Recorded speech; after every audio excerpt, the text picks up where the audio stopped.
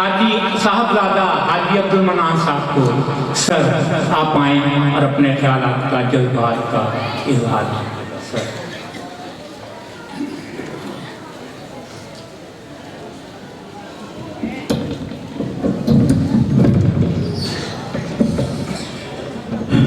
اعوذ باللہ من الشیطان الرجیم. بسم اللہ الرحمن الرحیم. الحمدللہ نحمدہ ونصلی علی رسولہ الکریم علی من تابہ بإحسان الی ھذا اليوم وعلی یوم القیامہ کلہم اجمعین. قابل احترام محبان اسلام، یاران طریقت، برادران شریعت، محترم و مکرم حاضرین و سامعین و سامعات، السلام علیکم ورحمۃ اللہ وبرکاتہ. پچھلی دفعہ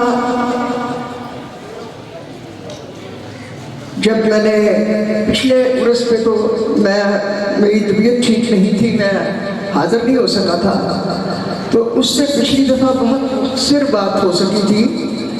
تو میرا یہ خیال تھا کہ اس دفعہ میں بہت تفصیلی بات کروں گا، مگر جو مجموعی حالات ہیں ملکی، قومی اور بیماری وغیرہ وغیرہ کے، ان کی وجہ سے اس دفعہ بھی بات مختصر ہی کرنا پڑے گی، کیونکہ پروگرام بھی ہم نے مختصر رکھا.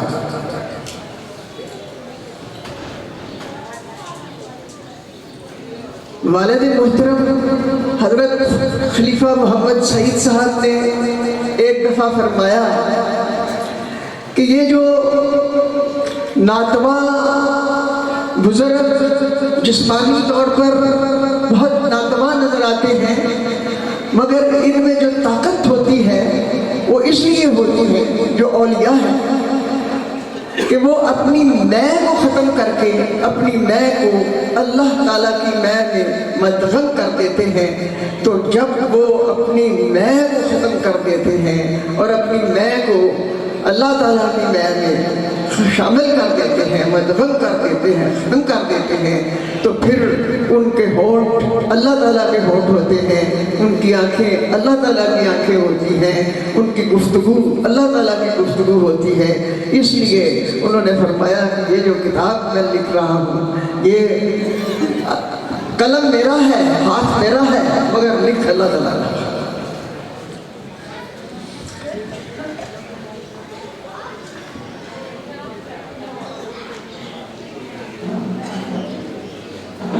یہ بات اس سے پہلے بھی میں کئی دفعہ کہہ چکا ہوں کہ ہر ایک چیز کی ایک شناخت ہوتی ہے.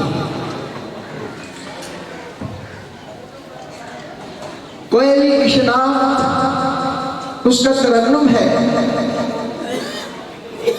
گل کی شناخت اس کا تبسم ہے، مقرر کی شناخت اس کی تقریر ہے، محرر کی شناخت اس کی تحریر ہے، مصور کی شناخت اس کی تصویر ہے، معمار کی شناخت اس کی تعمیر ہے، چاند کی شناخت اس کا جمال ہے، سورج کی شناخت اس کا جلال ہے، اور رب کائنات کی شناخت حضور صلی اللہ علیہ وآلہ وسلم.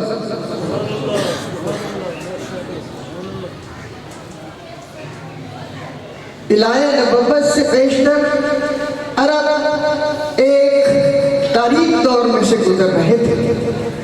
وہ ایک بھیانک زمانہ تھا. ظلمتوں نے اپنے قریب پنجے عرب معاشرت کے جسم میں گاڑ رکھے تھے. وہ ایک خدا بھی نہیں، ہزاروں خداؤں کی پرستش کرتے تھے، یعنی بتوں کی پرستش کرتے تھے، بتوں کو پوجتے تھے. حضور صلی اللہ علیہ وآلہ وسلم نے رب کائنات کی شناخت کرتے ہوئے انہیں بتایا کہ یہ جو بت جو بول سکتے ہیں، نہ بلا سکتے ہیں، نہ دیکھ سکتے ہیں، نہ دکھا سکتے ہیں، چل سکتے ہیں، نہ چلا سکتے ہیں، نہ اپنی جگہ سے ہل سکتے ہیں، نہ کسی کو ہلا سکتے ہیں. ان کے چہرے پر مکھی بیٹھ جائے تو اس کو اڑا نہیں سکتے. اپنی جگہ سے یہ ہلنا چاہیں دوسری جگہ جانا چاہیں تو جا نہیں سکتے، یہ تمہارے معبود کیسے ہو سکتے ہیں؟ تمہارا معبود وہ ہے رب کائنات، جس نے یہ کائنات تخلیق کی ہے، جو کہتا ہے کن ہو جا اور فیکن ہو جاتا ہے۔ اس نے کہا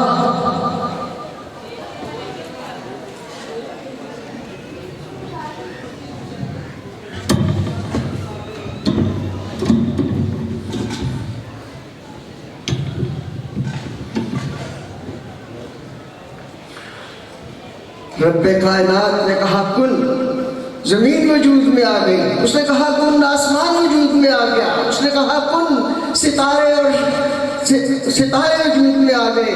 اس نے کہا کن، چاند اور تارے وجود میں آ گئے۔ اس نے کہا کن، یہ ساری کائنات وجود میں آ گئی۔ اور جب یہ کائنات وجود میں آ گئی تو ان رب کائنات نے ایک نظام بھی ہمیں دیا۔ وہ نظام محبت اور مساوات کا نظام تھا، وہ نظام برابری اور مساوات کا نظام تھا، اور محبت اور مساوات کا نظام اور برابری اور مساوات کا نظام ایسے نہیں آتا۔ محبت اور مساوات کا نظام اس لیے نہیں آتا، آپ اس لیے بڑا نہیں بن سکتے کہ آپ عرب ہیں، اور کوئی اس لیے چھوٹا نہیں ہو سکتا کہ وہ اجمی ہے، عرب نہیں ہے۔ آپ اس لیے بڑا نہیں ہو سکتے کہ آپ کے پاس دولت بہت زیادہ ہے، اور چھوٹا کوئی اس لیے نہیں ہو سکتا کہ وہ غریب ہے۔ آپ اس لیے بڑے نہیں ہو سکتے کہ آپ کا رنگ گورا ہے، اور کوئی چھوٹا اس لیے نہیں ہو سکتا کہ اس کا رنگ کالا ہے۔ بڑا وہ ہے جس کا اخلاق بڑا ہے، وہ بڑا وہ ہے جس کا کردار بڑا ہے، بڑا وہ ہے جس کا تقویٰ بڑا ہے۔ اس کی مثال اسلام کی دو شخصیتوں سے، اسلام کی تاریخ کی دو شخصیتوں سے دیتا ہوں۔ ابو لہب جو بہت دولت مند بھی تھا، جو گورا بھی تھا، جو عرب تھا، اجمی نہیں تھا، امیر تھا، غریب نہیں تھا، خوبصورت تھا، بدصورت نہیں تھا، مگر اس کا کردار اچھا نہیں تھا، اخلاق اچھا نہیں تھا۔ حضور صلی اللہ علیہ وآلہ وسلم کے راستے میں مشکلات کھڑی کرتا تھا اور اسلام کی راہ میں رکاوٹیں کرتا تھا، تو رب کائنات نے فرمایا تبت یدا ابی لہب وتب ما اغنی عنہ مالہ وما کسب سیصلی نارا ذات لہب وامرأتہ حمالۃ الحطب فی جیدہا حبل من مسد۔ ابو لہب کے ہاتھ ٹوٹیں گے، اس کی کمائی ہوئی دولت اس کے کام نہیں آ سکے گی، اور اس کی بیوی جو اپنے سر پہ اینٹیں اٹھائے پھرتی ہے، اس کے گلے میں مونچھ کی رسی ہوگی۔ اور دوسری طرف حضرت بلال تھے، جو اجمی تھے، عربی نہیں تھے، جو کالے تھے، گورے نہیں تھے، جو غریب تھے، امیر نہیں تھے، مگر جب مکہ فتح ہوا تو حضور صلی اللہ علیہ وآلہ وسلم نے انہیں حکم دیا کہ خانہ کعبہ کے اوپر جا کے اذان دو۔ حضرت بلال نے خانہ کعبہ کے اوپر اذان دی۔ اب دیکھو، عربی نیچے ہیں، اجمی اوپر ہے، کالے گورے نیچے ہیں، کالا اوپر ہے، امیر نیچے ہے، غریب اوپر ہے۔ یہ ہے اسلام کا محبت اور مساوات کا نظام، اور یہ ہے اسلام کا برابری اور مساوات کا نظام۔ اس دفعہ اتنی ہی بات